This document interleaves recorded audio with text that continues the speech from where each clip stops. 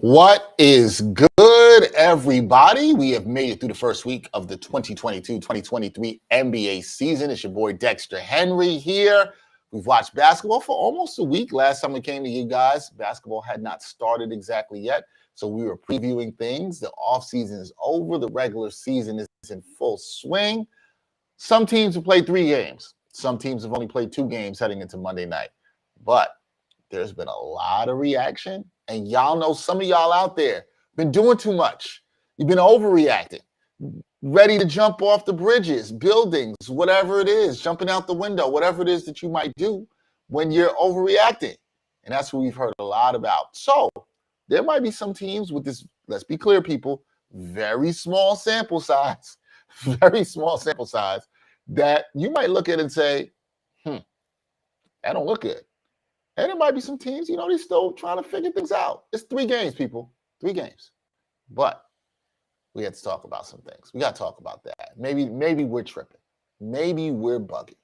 Maybe we don't understand how any of this goes. So usually on Wednesdays, we do NBA with nuance, but I have a crazy week. And so does my regular guest on Wednesday, will be Jarod Hector. He's got a crazy week. So we're doing this Monday evening so we can get some nuance around some people tripping.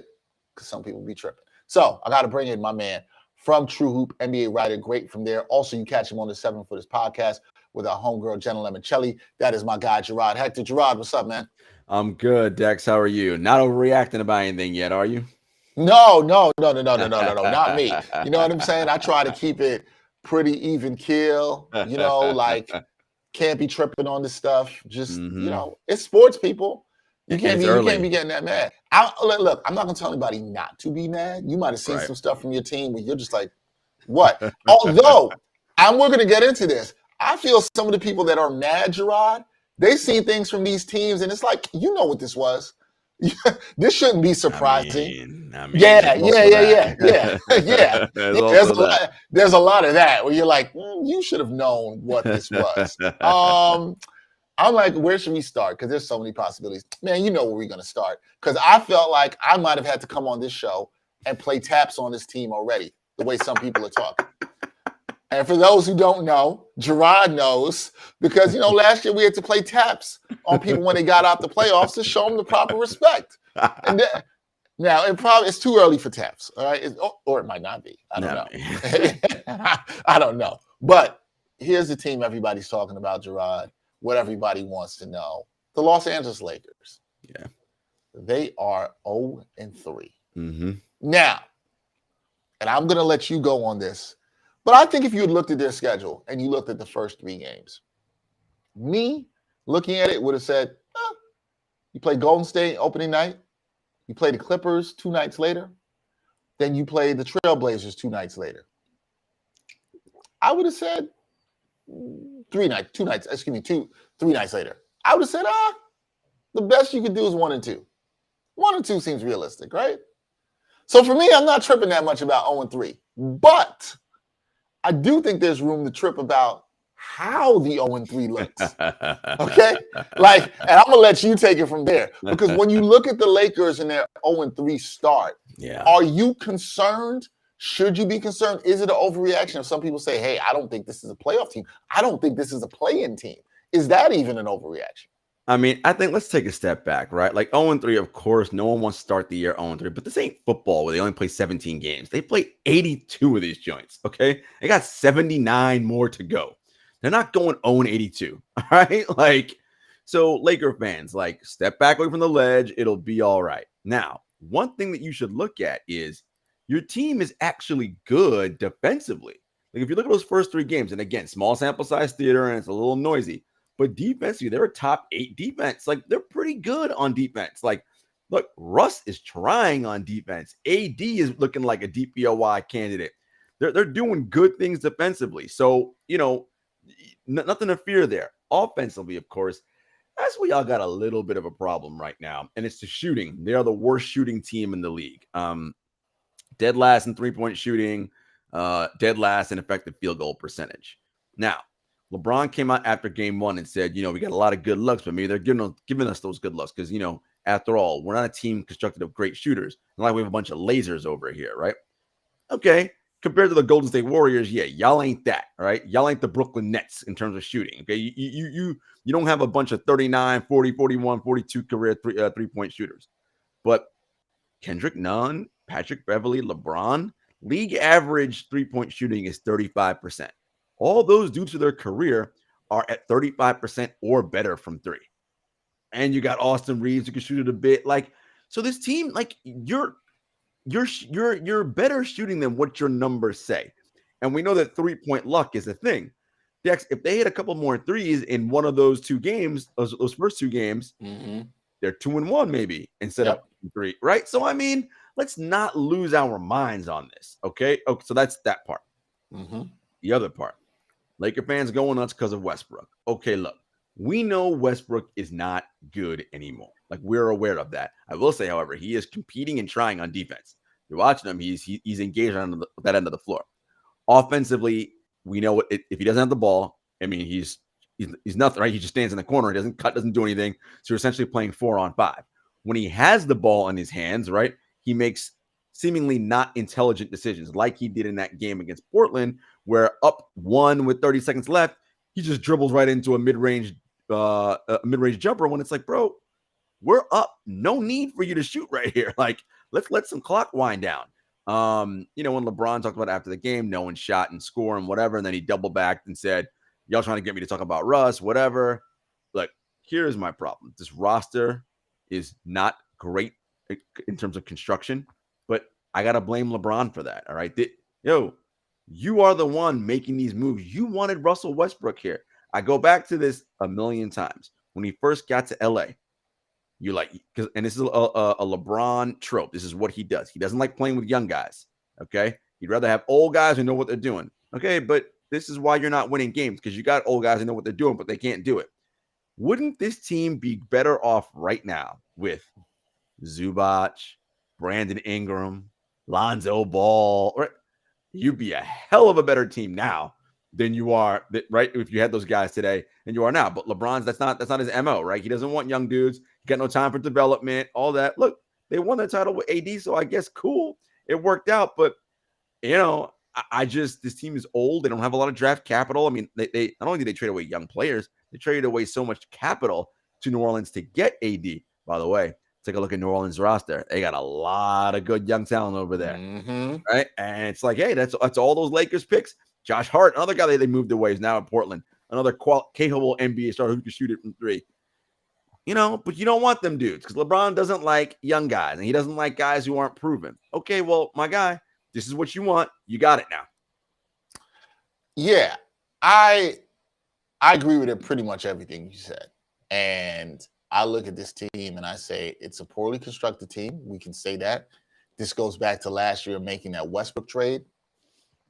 And people, again, I'm with you. You have to blame it all on Westbrook. If you actually watch Westbrook play this year, despite some of the poor decision-making against Portland in their last game, he's played okay and, to me, somewhat within himself and the skill set of what he does. He's been attacking the rim, pushing it on fast breaks. He's been, as you said, competing on defense here. He's not the issue. The issue with this team, like you said, is it's easy to sit there, and I think you hit this point in the head. It's easy to sit there and say, oh, it's lack of shooting.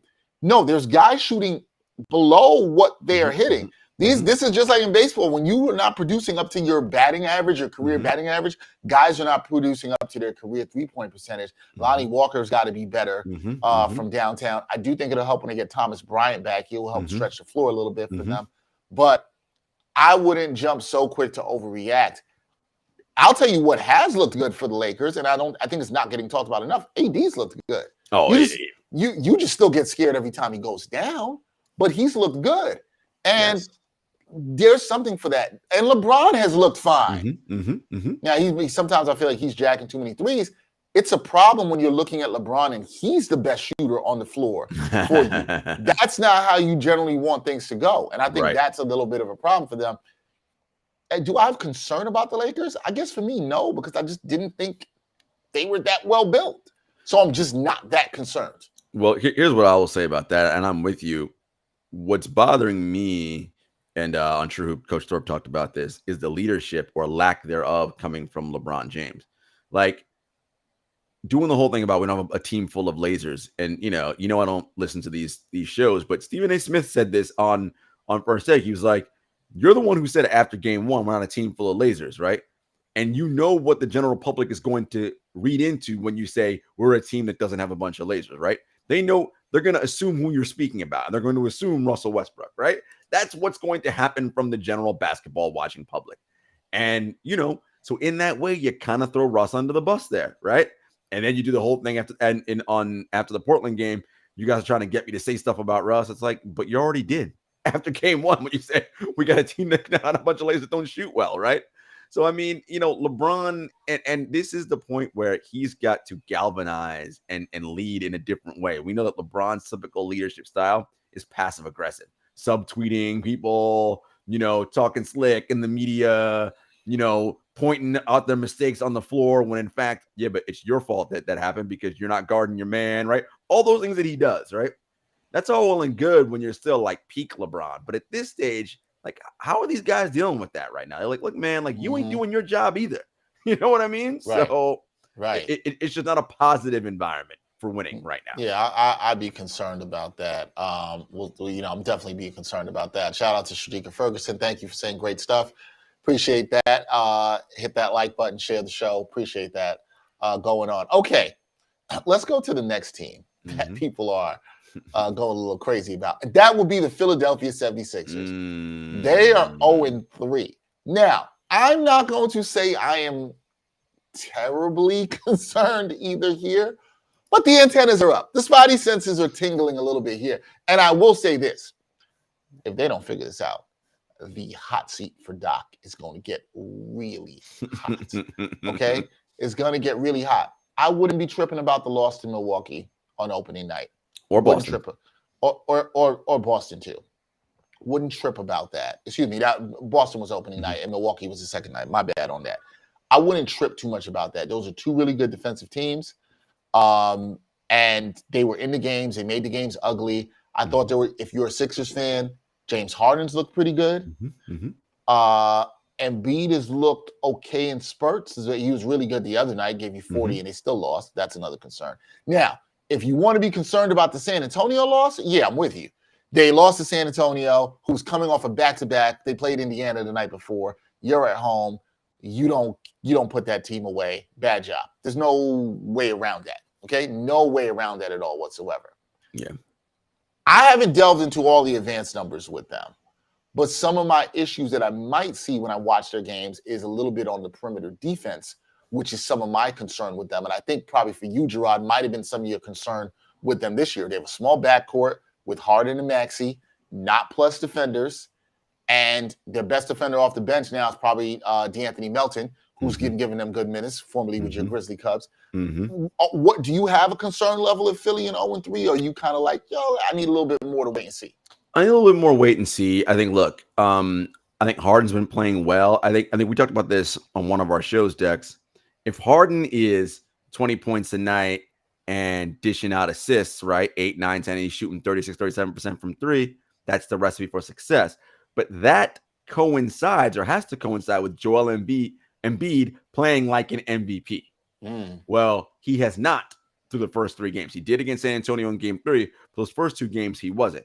We know he had the plantar fasciitis over the summer, so I'm sure that's affected his conditioning and what he was able to do and get himself together. And this, for Embiid, this is important, man, because this is a guy who body-wise, Dex, he's got such injury concerns, and we're always worried about that. And, how many MVP level seasons are you going to get from him? You had one last year and the year before. Like, Doc talks about he wants him to play fast. Well, hard to play fast with Embiid when he ain't he ain't running up and down the floor like that. Okay. And if Harden doesn't have anybody on the wings ahead of him to pass to, he's just gonna, walk it up and do his dribble thing. And you can kind of see this you can see Harden trying to work on what he wants to do, which is he's trying to find his spots, right? Do I want to attack right now or do I want to get Embiid established? And you saw that in those games with Boston and Milwaukee. He was trying to get the ball to Embiid and do that thing and work. But the offense, for whatever reason, wasn't clicking. He was getting it to Maxey, etc., out on the break. But especially in the Milwaukee game, the only thing that worked that get them back in the game was heliocentric Harden ball, right? That's the only thing that worked to get them back in the game. And so it's going to be this tension that they're not tension in like a I hate James or I hate Joel, but like a trying to figure out what is the best course of action for us to do what we want. Because again, they're not running like complex sets, right? This ain't the Warriors offense. You know what I mean? This isn't a lot of split cut, off ball movement. Like that's just not what's happening here. And it's a challenge when you want to get out and run and play fast. Again, when your two main guys, that isn't Maxi's the guy who plays fast. That's great. Right. But Right. one dude, you know? Their two main guys don't play that way. And so, this is something I know our friend Brian Fonseca always brings up, right? It's playing to your strengths and the personnel you have instead of just saying, let's pick up the pace, let's shoot more threes, those kind of things that you hear, playing to your strengths. I have a little bit of concerns about their perimeter defense, and are they going to be as good defensively as they think? That's my concern. Although they didn't defend poorly against either Boston or, Boston for stretches, or really Milwaukee. They actually played really well defensively against Milwaukee. And Milwaukee has some limitations, no Middleton, no Pat Connaughton, that sort of stuff too. And we'll get to them later. But, I think, 3 games again, it kind of goes to all of this. You can say this, three games. No need to overreact. And from what I hear in the locker room, things are okay in Philadelphia. Nobody's like, oh my God, we're panicking, whatever. Nobody believes in anybody. I think it's fine there. It's just that they're still working out the kinks. Now, I do agree with you. If they continue to perform poorly, that seat is going to get hot for Doc Rivers because, they put this team together with the idea of we're going to compete for a championship, right? So we'll see. And let's also keep in mind, folks, the Boston Celtics started last year pretty poorly. People were saying, break up Jason Tatum and Jaylen Brown. They stink. They can't play together. They went off second half of the season and were incredible. They went to the NBA Finals and went up 2-0. So let's not lose our minds. Fantastic point there about the Celtics last year and what they turned around in the second half of the season. Now, we went from teams that were disappointing, but this is going to a team that might be surprising. And I'm surprised because they have the worst jerseys in the league, and they might have the worst jerseys in all of professional sports right now, and that would be the Utah Jazz. Are the Utah Jazz who we thought we were? Because, Jarod, most people like myself and you who cover this league know this very well. Okay, this team's going to be at the bottom. Got rid of Donovan Mitchell. Got rid of Rudy Gobert. They're all in the Wembanyama sweepstakes. But when I did look at the roster, and you do look at this roster, you're a little bit like, okay, Mike Conley's still here. Jordan Clarkson is still here. Colin Sexton is there who can ball. Lauri Markkanen, who had a fantastic Eurobasket, and people should have kept their eye on him. He's playing some of the best basketball of his career. All right. So they got some players that aren't just going to roll over. These players don't give a damn about Victor Wembanyama. Correct. They don't care about that. They're playing to stay in the league. Some people playing for their next contracts, and they're trying to win. And Will Hardy's got these guys off to a 3-0 start, an impressive win last night against the Pelicans. I'm sitting here like, well, if this is not the plan for Danny Ainge and the guys, and they're supposed to tank for Wembanyama, and you probably know I'm going, y'all might want to start trading some people now because y'all got too much talent on the roster. Or like, so what? There's a lot we can go with the Jazz, but it's like, are the Jazz actually good? Well, look, again, let's not lose our minds. It's only three games, right? Yes. Mike Conley is a beyond competent starting point guard. That helps, right? He may not be what he once was, but he's still a completely very competent point guard. You mentioned Jordan Clarkson. That dude is instant offense off the bench, and he can shoot it and score a ton. Colin Sexton's got talent. Lauri Markkanen was excellent in Eurobasket, as you mentioned. So they're good, right? They're talented. They're not good. They're a talented team with NBA-level players on it. It's only 3 games, right? They're getting some shooting luck, etc., particularly defensively in teams that they play. Do I think long-term they're going to be very good? No. Right? Like they're just not constructed for that, right? When they're going to hit some patches where they're going to lose 4 out of 5, 5 out of 7, right? It's just going to be because they're overall not good, and Danny's clearly working to build that team. But I think it's nice to see that, these are guys that will have potential trade value, right? Who's going to want to make a move to see if they can acquire Mike Conley before the trade deadline, right? To help them to get a backup point guard. Toronto needs a backup point guard for sure. Is Lauri Markkanen available, right? Who are guys that they want to go after and target? And who does Danny want to be able to get picks and other young talent from to hopefully land Victor Wembanyama in the draft. But again, there's no guarantees on that, right? Because we have draft smoothing, right? So just because you have the worst record, no guarantee you're going to get it. No guarantee you're going to get it. We will see. I do think they need to start trading guys. I think some of those guys will build up their value. Most notably, Clarkson and Conley. I think those are the guys who could absolutely get moved. But you should also be encouraged if you're a Jazz fan. Sexton's look fine. Markkanen's looked really good. Those are not bad young pieces to have there and build around as you try to rebuild. Imagine if they get Victor, they go Victor and Laurie as your 4 or 5. Well, a team. That's a team you like. Because 7-footers who can shoot. Yeah. That is right up the Jarod Hector School of Basketball roster construction. And watch out, Jarod just might jump ship. He might jump ship from the Grizzlies and start to be like, Dex, I got to head out to Salt Lake City. And check it out. Be the only black person hanging out there. Chill. I got to stick with my Grizzlies, man. I can't be getting out there for Salt Lake. Although All-Star in Salt Lake this year, so that is true. Are you going? Are you taking? I'm on the fence. We'll see. We might have to talk about that. Maybe you and I can go. We get a little time out in Park City. I was there last February. Exactly. We'll talk about it. We'll discuss. That'll be interesting. Okay, the Boston Celtics.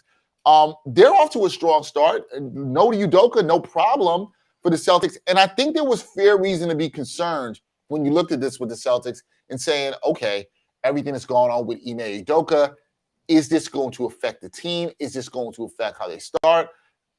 Now you could start to say, okay, got an interim coach in here, but it's continuity within the system. And anybody who knows me talking around sports, particularly even basketball, I believe a lot in that continuity matters. This is continuity of the system. This isn't a roster that changed a lot. Okay, and I think, Jarod, I see you nodding. I think you'll agree with me a lot on this. It isn't a roster that changed a lot. They brought in a good piece like Brogdon, who's played very well for them. Didn't look fantastic in the preseason, but looked really good here. I'm not surprised with the Celtics that they're off to the 3-0 start. And listen, they don't got Robert Williams. Right. The defense is still looking okay, looking pretty good. I mean, they still have 2 All-NBA wings in Jason Tatum and Jaylen Brown, right? So I mean, right. I mean, you're still going to be very good at basketball, and it's a team that just came off the NBA Finals that were up 2-0 and had a lead in Game 3 in the fourth quarter, right? To potentially go up 3-0, right? Okay, so I like what Boston is doing. You mentioned the continuity: Tatum, Brown, and Marcus Smart. That core, they've been together for a number of years now. This is now their third coach they've been on, right? With Brad, with Ime last year, and now with Mazzulla. And Mazzulla's been there. He was an assistant under Brad, right? In Brad's last year, and then was there with Udoka. So he's got consistency as well. So it's not like everything is all brand spanking new, right? It's it's all the same similar things. And Tatum and Brown have ascended right to that level. I think once they play the way they're capable of playing, along with Marcus Smart, the Malcolm Brogdon pickup was huge. Look, they're good. Now, the injury to Robert Williams is going to matter because he's such a game changer for them defensively and what they want to do in terms of switchability, his ability to get out on the perimeter and guard and switch onto different types of players. That's going to hurt them. And, they have to be mindful of making sure he's fully healthy. They cannot, forget about the team, himself. I'm not coming back until I'm healthy. I don't care because they said, come back, you can't make any worse, which is a stupid thing to say. Of course, you can make any injury worse. Right. And he did, right? So that, I think, ultimately come postseason time is going to matter for them. But in terms of regular season wins, Jason Tatum, Jaylen Brown, Marcus Smart, and Malcolm Brogdon, and Al Horford, that and Grant Williams, that should be enough to get you to win 50-plus games every year. Should be enough. Regardless of who the coach is. Also the coaches, and they're off to a really good start and still look strong. And I want to mention, yes, they beat Philly, they beat Miami. I know their last one came against Orlando, but they do have good second night of a back-to-back, though. So that's second night of a back-to-back. So it's another strong win and sign of a good veteran, battle-tested team there. Okay, we're going to go out west for this one. The Portland Trailblazers. Now, last Monday, a week ago, the homie Chantel Shand, sports betting content creator, she was on here, and she was very high on the Blazers. So they could be good. She thought they could be top 6 in the West. which means a lock for the playing team. Jarod, you got a little smirk on your face, which tells me you do not agree, or maybe you do, or is it that you just haven't been that impressed with the Blazers, who are also like the Jazz, 3-0?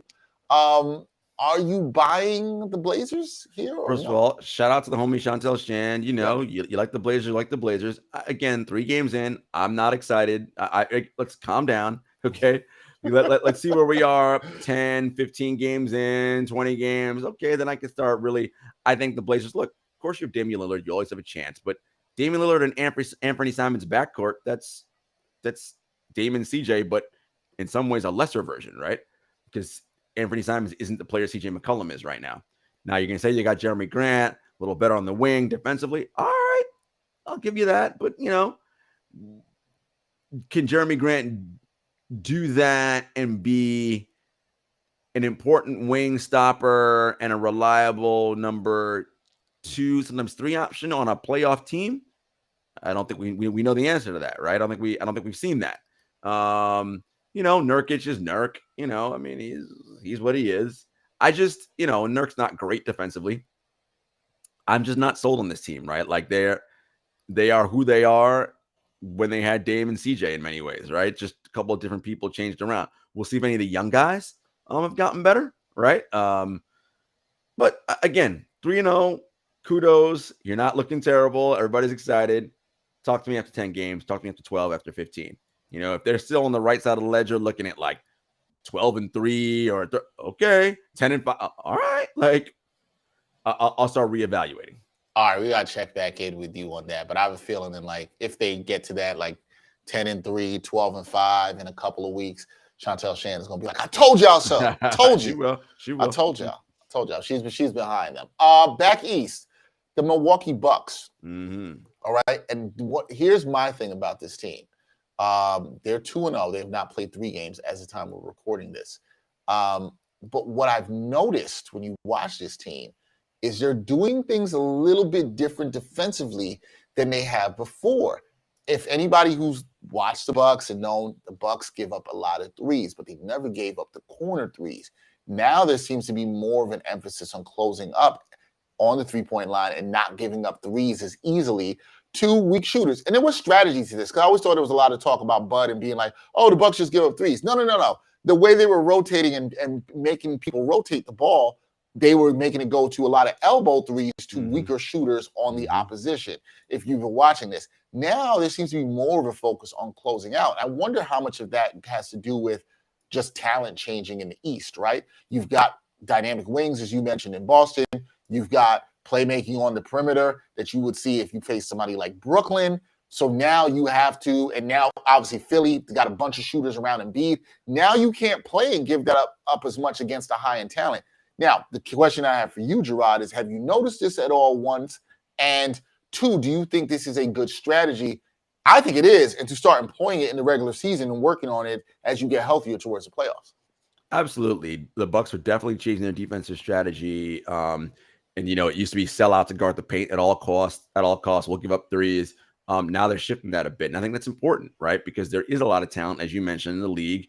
If they're going to be competing with Boston, even Miami, potentially Brooklyn, who knows about that team, right? Even someone like Cleveland, like, you don't want to just be giving up wide open threes, right? I think it's important to sort of also show that Bud is changing his ability to be flexible and adaptable, right?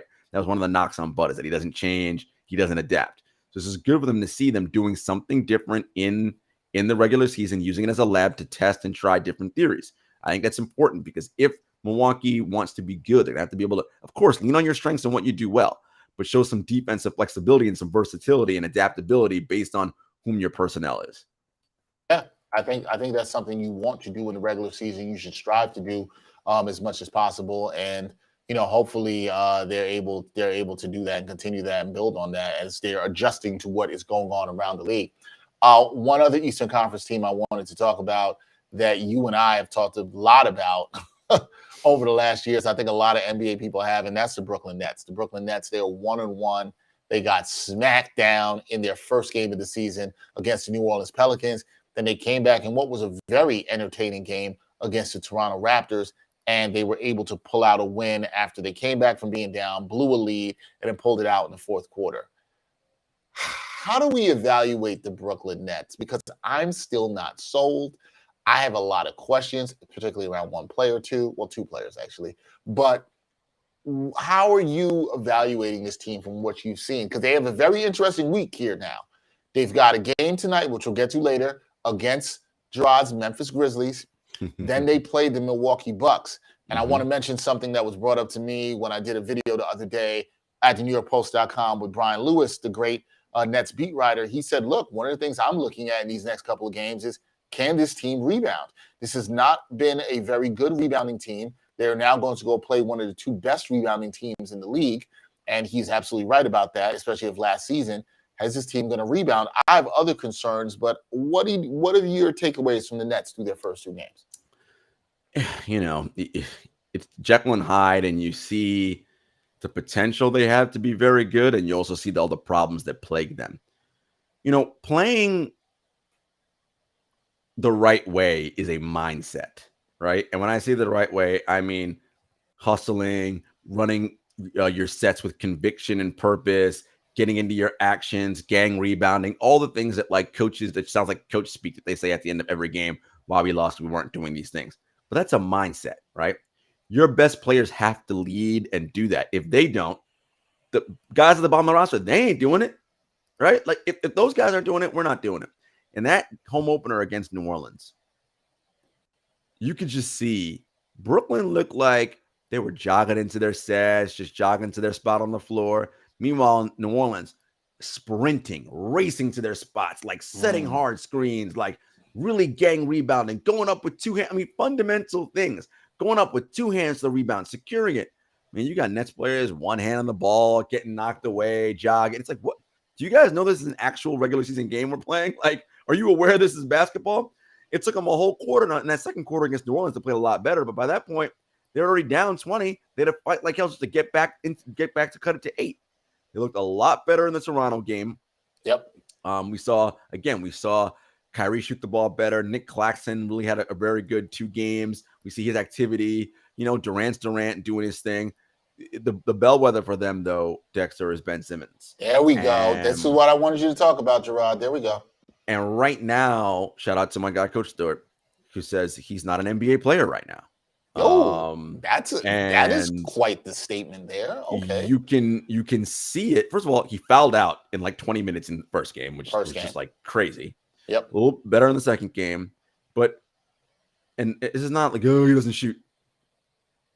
In pick and roll, when he's turning the corner, defenses play him for the pass. He doesn't even look at the basket. There is a way in which when you're, and everybody knows who plays a sport, when you're defending your man, you're reading their eyes, their body language, what to do to dictate what you're going to do in terms of defending them. If you're playing ball and there's a guy who you know is not looking at the basket, that makes your job so much easier because you're like, I ain't got to worry about him trying to score. Let me sag off of him. Let me get my big 7-foot whatever wingspan into these passing lanes and try to tip balls and whatever, because he is not looking to be aggressive to score the ball. He was a little bit better in game 2. When he gets to the point, and look, to be fair to him, 18 months not playing basketball. When he gets to the point where he's being aggressive again, because look, we've seen this man score 30 and 40 points in a game before, right? It's happened. We've seen him do that, okay? When he is aggressive going down, I don't give a crap if you are aggressive and you go 15 shots to the rim and you miss 12 of them. Who cares? You are looking at the rim and you're putting pressure on it, which means defensively, I have to now be like, he may miss, but I can't just let him go there and do that. I have to be mindful of that is a possibility. But when it's not even a possibility, this is making playing defense that much easier. And so he has got to get his legs under him and get more aggressive when, again, it's not just aggressive like I need you to shoot threes. No, just aggressive to attack the rim, right? When you're in there, I get it. You want to move the ball past. That is among your biggest strengths. Do that. But also, when you're in there, go up hard for that dunk. Use that hook shot. Do it. Put pressure on the basket. Force them to say, Well, damn, we got to do something else besides just play him to pass because he's looking to put the ball up. And by the way, if you put the ball up on the rim, even if you miss, it gives your team a chance for an offensive rebound. Now, we know the Nets are poor at rebounding. Terrible. Ben Simmons, you have athleticism. You can get that second jump and get up there. Nicholas Claxton's a very good rebounder. Katie, you're tall enough. Get in there and get some boards. Look, I'm with you. You hit a lot of nails on the head. I think it was frustrating watching Ben Simmons. And I watched the other night in the second game against Toronto where he played better. There was this happened a couple of times. There was a couple of plays where Ben Simmons was going to the basket, did not look at the basket like Jarod said, and pass it off. One was a nice dish to Nick Claxton. I saw that, but he's not looking. I understand you want to set your teammates up, but if you're going to have the ball in your hands that much, there's going to come a point. This is what, Jarod, I think you're talking about. There's coming a point where people are going to need you to be a threat. Being a threat is going to make the defense have to be more aggressive towards you. They can't just sag off, and good teams will do that in the postseason, guys. This is what's going to happen. Good teams are going to do that. Good teams are going to sit back and wait on Ben Simmons and dare him to shoot. So if he doesn't start shooting now, we could clown that all we want and mindset. And I'm actually trying to be respectful to the mental health of Ben Simmons because let's just be real. Maybe he hasn't worked on the part of saying, I need to be more aggressive in terms of looking for a shot. Listen to what Jarod said, too. I also want to really reiterate something that Jarod said. Jarod didn't talk about shooting three-pointers because I think people make that a lot about Ben Simmons. Jarod never said that. Jarod talked about shooting the ball or actually looking to shoot the ball, right? To put pressure on the defense here. If you do that, it's going to benefit the team. We are not discounting Ben Simmons' talent as a defender. He's all-world in that. We are not going to discount him as a playmaker, but he could be an even better playmaker. I think it's the point that we're trying to make. If he actually is a threat to shoot the ball. Yep. And the other thing you said, Jarod, that I want to say, it's not just about looking to shoot. It's not just about doing that. Yo, take the shots. We don't even care if you make them right now. We don't care. If you take 12 shots a game and I see you getting in the paint and you still getting your 8, 9 assists and you're getting on the boards and you're playing the defense you have to do, but you're taking 12 shots a game, it's still going to put pressure. People forget. Remember Rajon Rondo when he played with the Celtics in 2008 and they won the championship? Rajon Rondo couldn't shoot for shit from the outside, right? He couldn't shoot a lick from the outside. But Rajon Rondo was able to do his thing and help them win because he had the threat of shooting, and that mattered the most. Go ahead, Jarod. The other thing to look at too is like everybody thinks about Draymond Green, right, and what he does. And I'm not saying that Ben Simmons has the offensive IQ that Draymond has, although Ben's offensive IQ I think is very high. But the Warriors play a system that has all 5 guys on the floor weaponized, and there's constant motion, right? So even though Draymond can't shoot, he's always a threat to do something, right? Ding, ding, ding. Okay? Always a threat to do something, right? Because even if he gets the ball and it's a pick and roll, everybody's jumping out because they're worried about the threes. He's darting to the rim. Give me that pass. I'm going to go right in for an easy layup or a dunk, right? Because the Warriors run an offensive system that causes the defense a lot of commotion and makes them very unsettled because there's things happening all the time. Look, the Nets have enough good talent offensively between, of course, Kevin Durant, Kyrie Irving, Joe Harris, right? So if you put those 3 on the floor with Ben Simmons, you put Royce O'Neal, who's a good 3-point shooter. That's if you have enough motion and play and movement, that's going to force defenses to be like, oh, wait, we can't leave that guy open. That'll give Ben the opportunity. But if all 5 guys are weaponized to run a system like that, but there's a reason why there's only one team that runs a system like that. That is true. But the point you make, because a lot of people make that comparison of Ben Simmons being in a Draymond Green role. Well, the difference is Draymond Green's willing to shoot. Like that matters there, and Draymond Green's willing to shoot. So I think the Nets, like you said, high variance team. Could go really good, could be bad. We'll see. But I'm with you. My major concern with that team right now, if I'm looking at it, is Ben Simmons. Is he going to get better and shoot the ball? It really comes to that. Moving along really quickly, when you look at the standings, Jarod, do you look at any teams that have winning records that you're like, I don't know about you, man. You little suspect. I'm not buying the 2-1. Maybe you're not buying the 3-0. Like, any teams with winning records that you're like, I don't know.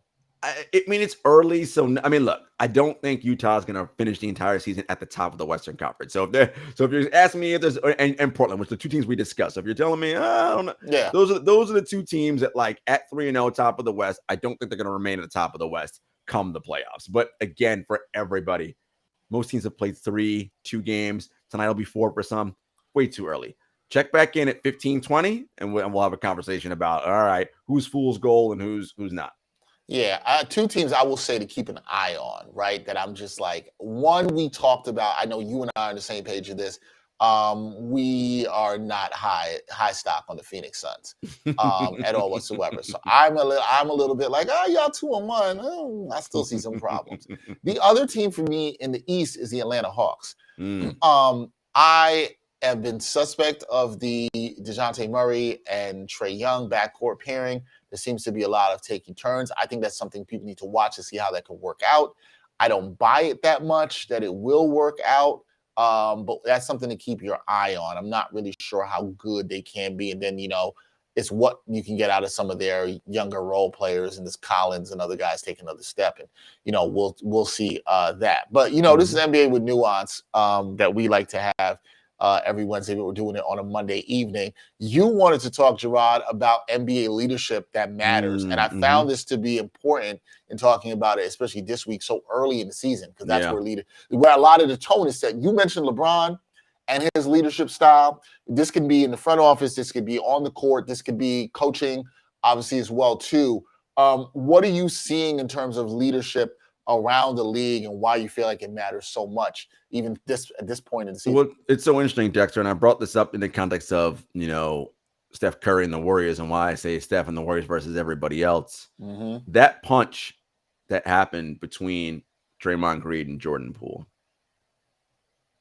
On any other team in this league, I feel like that's going to ruin the season. But for the Warriors, because of the leadership of Bob Myers, Steve Kerr, and most importantly, Stephen Curry, but they have a chance to overcome it. Now, I'm not out here telling you that everything's all hunky-dory and roses in Golden State, all right?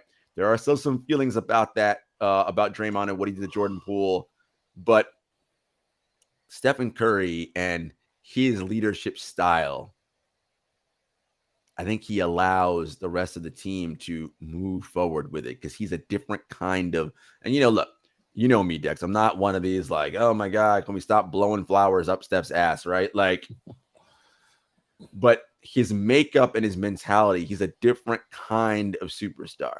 I don't want to be out like this people like, oh, he has no ego. No, he's got plenty of ego. You see how he be stunting out there and be shooting them threes on you and all that? No, he's got plenty of ego. But I think he genuinely cares about investing and pouring into his teammates, right? Whatever they need, whether that be an encouraging word, whether that be getting on them a little bit, whatever you need to pour into somebody, he's willing to do that, right? That's leadership. That, talk about LeBron and his passive aggressive style, okay? KD is my guy. One of KD's things he loves to say is, this is the NBA. I'm not anybody's babysitter. Like, if you want to see how things are done, watch how I work. Well, yo, dude, that's not leadership. Like, you're Kevin Durant. Like, how you work ain't shown. That's not leading when things are going poorly, right? When things are going poorly and someone is dealing with something, what can you pour into them, right? Coach Thorpe says leadership is breathing spirit into the hearts and minds of others, right? That's how he defines leadership. Steph does that in spades. What are you pouring into the heart and mind? What spirit are you breathing into others? Right? Like, and I feel like Steph is really good at that. And again, whatever it is needed in that moment. If this happens on a different team, again, I'm not saying it's not going to cause a problem, but what I'm saying is because of Steph, that gives them a chance for it not to be an issue. Yeah. And that's why, and I would say your point about Steph Curry and the Warriors versus everybody else, because everybody else might not have that superstar at the top that allows that leadership style and culture to trickle down. A lot of it matters with your players on the court and how they lead. I think there's no doubt about that. I think anytime people want to discount that, they're wrong. And look, things look right for the Warriors right now. People are smiling. They're winning. I still think, again, we keep saying it, it's early. We will see. But, good discussion there. All right, we're going to take a really quick break. interesting games tonight. You know, we like to talk about betting here. And Jarod, we'll see if he can keep it hot with you guys winning money, getting y'all to win money. He does his betting show every Tuesday night. Jarod and Jenna, 7 Footers Podcast, they do that to help you win some money. Jarod had a pretty good record last year. This year on the show, we're going to be keeping track. We're going to let you know who's winning and not. We're trying to tell y'all not to lose some money. So, you know, that's it. We're going to take a real quick break when we come back on NBA Exchange. Are you looking for a better way to play player props or daily fantasy sports? Well, look no further than Prize Picks. Prize Picks is the leading over-under daily fantasy game. Why? Because it's so easy to use and win. You can make your picks in under 30 seconds and win up to 10 times your money in one day. Right now, we have a special offer for our viewers and listeners of the NBA Exchange. All you got to do is sign up now and use the promo code NBAEX. Prize Picks will match your first deposit up to $100. Yep, that's right. They'll match your first deposit up to $100. So, join the over 150,000 others who found a better way to play and download the Prize Picks app today.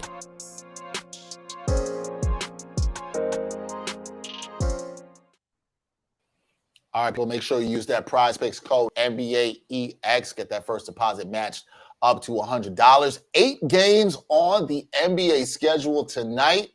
We've got 4 of them that we think that you should bet on. Jarod, what's your first one tonight? I'm going to go Boston. Brooklyn at Memphis. The Grizzlies are 1.5 point favorites.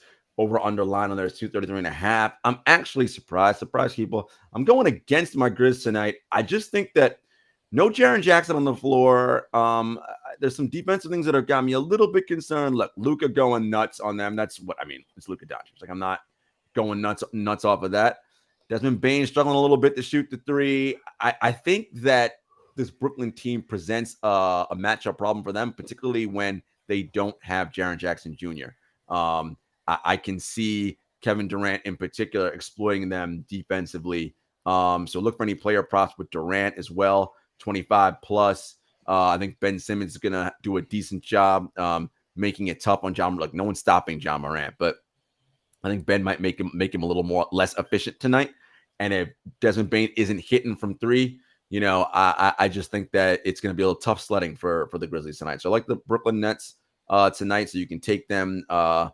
And if you're looking at player props, look at KD plus 25 points, Kyrie plus 20 points, and Ben Simmons plus 7 assists with a Nets win. See what kind of parlays you get with that. Or if you want to stay away because too many things to go right, go plus 25 KD, plus 20 Kyrie. You go plus 7 with Ben Simmons. And on the Grizzly side, if you want to go props, I would go John Morant 25 plus, and Steven Adams 10 plus rebounds. Oh, I like that Steven Adams bet against the Nets because we know they don't rebound. So I love that. I love that bet there. Also, that over under 233.5. I'm inclined to bang that over there. I think there'll be a lot of points in this game. I think that'd be an interesting one. Okay. My first game of the night, you mentioned this team by accident before. That would be the Boston Celtics versus the Chicago Bulls. Celtics 6-point favorites on the road here. Bulls plus 191 if you like that money line. Over under here is at 225. Look, Celtics have looked good. We talked about them at the top. They look good. The defense still looks strong. Chicago, a lot of problems without Lonzo Ball at that point guard position. I really like what they can do here. That's the Celtics, not the Bulls, excuse me. I think the Bulls are still limited in terms of offense. The Bulls have played a lot of close games already. Game that came down to the wire with the Washington Wizards that they lost there. I know they're back home. I think they'll be up for this. I can see this being a close game, but I actually like the Celtics to cover here with that 6 points. I like the Celtics to cover here.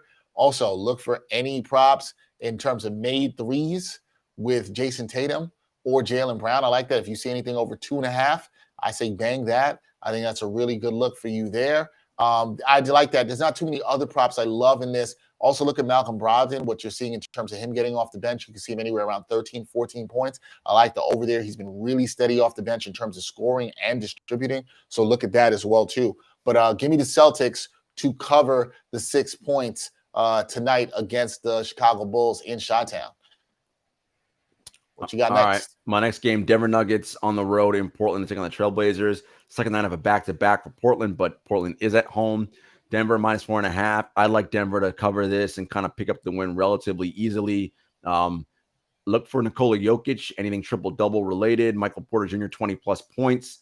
I'm inclined to bang that. Of course, your boy, MPJ, 20-plus. I'm inclined to bang that over to 26.5 because I just don't think that Portland's able to stop Denver on offense. And again, second half of back-to-back, I just feel like those legs are going to be a little bit tired. And look for margin of victory. If you have anything for the Nuggets between 4 and 9 points, kind of odds you're getting there plus 300, plus 400, somewhere in that range. That's looking pretty nice. All right. I like that. I like the Nuggets here to cover as well, too. And I do like that over-under going over because Portland's defense is suspect to me. Sorry, Chantel. I think the defense is a little suspect. But last game we'll talk about, I have the Orlando Magic at my New York Knicks. Magic, if you're buying the Paolo Banchero hype, plus 241 on the money line. Knicks are 7.5-point favorites. This came down. They were 8.5 earlier today. Over-under for this is 221.5. Okay, and I did something for the New York Post on this that's going to be out in the short on their site, and I'm going to say this. Look, folks, if you're a Knicks fan and you've seen this before early in the season, if you think this game feels like a trap game, it's because it is. You know the Knicks. You know that there's always some early season loss to some team that they have no business losing to, and they should not lose to. So now you're thinking, okay, Dex is going to pick against the Knicks. I'm not, and I might be a sucker for this. I might be a sucker for this. But here's why I'm not going to pick against the Knicks. I do think some things are changing with the Knicks. One of the things, and it's small sample size theater, but I saw it through the preseason, and it is translated over into the regular season, that I actually like is the ball movement for the New York Knicks. They currently lead the NBA in assist-to-turnover ratio. Jalen Brunson, to me, is the key in that. The ball's moved. Julius Randle hasn't been a black hole with the ball. It hasn't been stopping in his hand. You saw this all through the preseason. It's continued through the first couple of games. This is a game the Knicks should win. And this is a game they should win easily, and they should get. They have Charlotte at home on Wednesday. Then following that, they have 7 games against teams that at least made the play-in tournament last year. The Knicks ain't that good. They can be good, but they ain't that good. They can't afford to be dropping games at home to Orlando and Charlotte. This is one to take care of business. They've had a couple of days off. I like how they've been playing. I think they get some continuity in terms of with the ball movement, excited to play at home, and hopefully get off to a good start before the schedule gets a little bit tougher. So I know 7.5 points is that territory, guys, where it gets to be a lot. But give me the Knicks to cover the 7.5. I hope I don't regret it when I see Jarod next time. He'll probably be like, damn, you shouldn't have done that. And you knew better. You said it was a trap, but you should have known better. Also in this game, I like Mitchell Robinson. Anything you get him over 7.5, 8.5 points. I like that there too. You want to reach and take him for a double-double. I don't think that's a bad play. Also look at Jalen Brunson. Anything over 6 assists. I think that's a really good play for you there too. You know, a lot of Knicks players still have a lot to prove in terms of establishing themselves in terms of props, in terms of that over-under. I actually like the under in this one, under that 21.5. That's something I might want to see. But I think the Knicks should get this win pretty easily. Should is always an interesting thing. It's like, Jarod tonight. He's going to have to watch the Grizzlies and the Nets, his team, go against his favorite player, and he's going to be really conflicted. So we'll see how that goes. You know what's funny about that game? I think the Grizzlies are going to win, Jarod. I think the Grizzlies. I mean, look, the Grizzlies. They had the second best record in the league last year. So I'm not. I just I want to kind of see how they respond. After that thumping they took from Dallas over the weekend on Saturday. Yeah, and I think you were legit concerned about that. Not just the thumping they took from Dallas, but the night before they also did not play great against the Houston Rockets and were down. Now they came back and they fought in that game, and I think that matters. But they didn't look great, and I think they'll be refocused. And I wonder if a game here like Brooklyn back at home early in the season gets them a little bit refocused. So we'll see what goes on with that. That's my guy, Jarod Hector. Check him out. True Hoop. They did a Bring It In today. Go check out that episode. Another one coming for you guys on Friday. 7 Footers Podcast. They'll be rocking tomorrow with a new episode. I'll be checked in. Gerod's going to help y'all win some more money on their pre-show that they do on the betting to help you win some money. And Jarod, do me a favor. When you do the 7 Footers Podcast tomorrow, please Ask Miss Jenna Lemoncelli, even though I can hit her up myself, my lovely coworker. Please ask her how she's feeling about her Lakers. And if she believes that the King is going to turn it around, I'm going to be tuned in. I'm just going to have to put the question in the chat because I want to know if she believes in King James the way she proclaims to believe in King James. That's all I want to know. Or is she reading from the new King James version, the new King James Father Time version that she's reading from? I don't know. We'll have to see. We'll have to see. All right, I got you. You got me. That is Jarod Hector. Please go give him a follow. Check out his work. I'm Dexter Henry. That is it for this edition of the NBA Exchange. We'll be on a break. We'll be back on Friday. Jarod will be with me next Wednesday. We do some more NBA with nuance because out here giving y'all the hot takes. No hot takes. We just gave y'all about 55 minutes of nuance. Mm-hmm. Where else you gonna get that? Except for 7-footers and true hoop as well too. That's where you're gonna get it too. That's my man Jarod Hector. I'm Dexter Henry. Until next time, y'all. Peace.